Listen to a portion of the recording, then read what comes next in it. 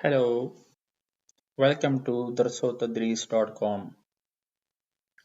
To stay with us, please subscribe our channel and register yourself to our website darsotadrees.com. Today we will attempt the second quiz of economics, question number 6 to 10. Hope you will stay with us. Let's start the quiz. Question number 1. In the statement, quantity demand is a function of price.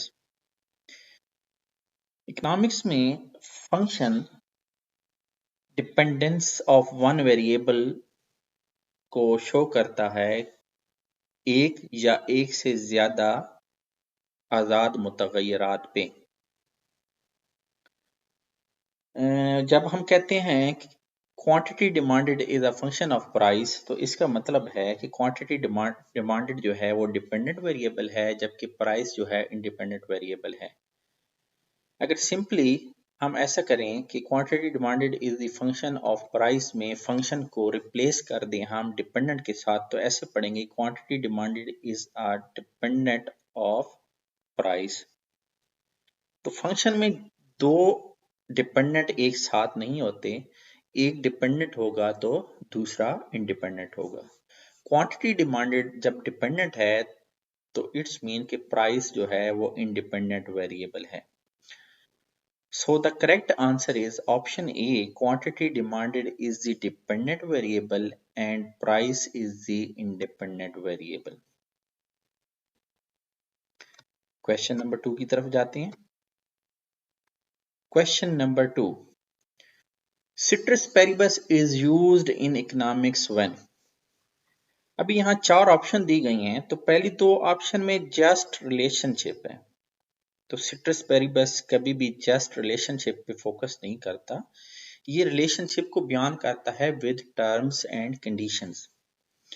इसमें क्या होता है कि जो बाकी तमाम आज़ाद मुतगय्यरात जो किताब मुतगय्यर को असरअंदाज कर सकते हैं, उनकी वैल्यूज उनकी मिकदार को हेल्ड यानी कि वो उनको कांस्टेंट कंसिडर किया जाता है। तो इसमें क्या होगा, ऑप्शन सी जो है वो करेक्ट आंसर होगा। The value of an independent variable affecting the dependent variable is held constant. तीसरे सवाल की तरफ बढ़ते हैं। क्वेश्चन नंबर 3 है, in the equation consumption is equal to $10 plus 19% of disposable income. यहाँ जो $10 है वो ऑटोनोमस कंजम्पशन है, जबकि जो है 0.90 YD ये डिस्पोजेबल इनकम है।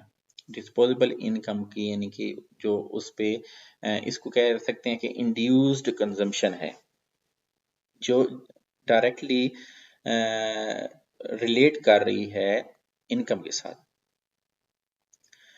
तो ऑप्शन नंबर ए में हम देखें, अगर डिस्पोजेबल इनकम 100 है तो उसका 90% जो है कंजम्पशन वो निकलेगी $90। उसमें ऑटोनोमस कंजम्पशन को ऐड करेंगे प्लस 10 होगा तो $100, तो option A is wrong.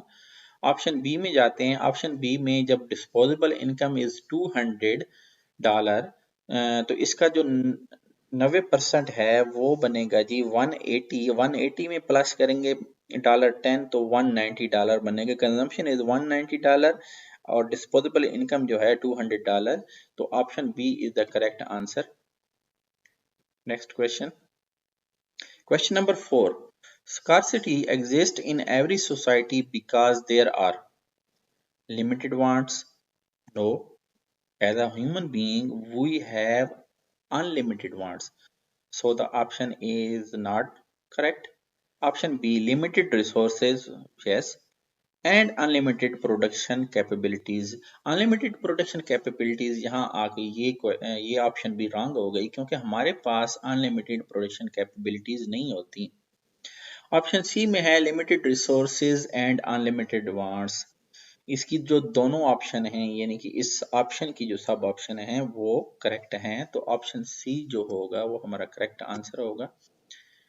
Next question, question number 5, the word economic refer to something that is scarce, नायाब हो, इज लिमिटेड, महदूद हो, कमांड्स अ प्राइस, और जो कि कीमत के बदले में मिले। तो इसका जो करेक्ट आंसर है वो ऑप्शन डी है, क्योंकि the word economic refer to something that is scarce, limited and also commands a price. अल्लाह हाफिज।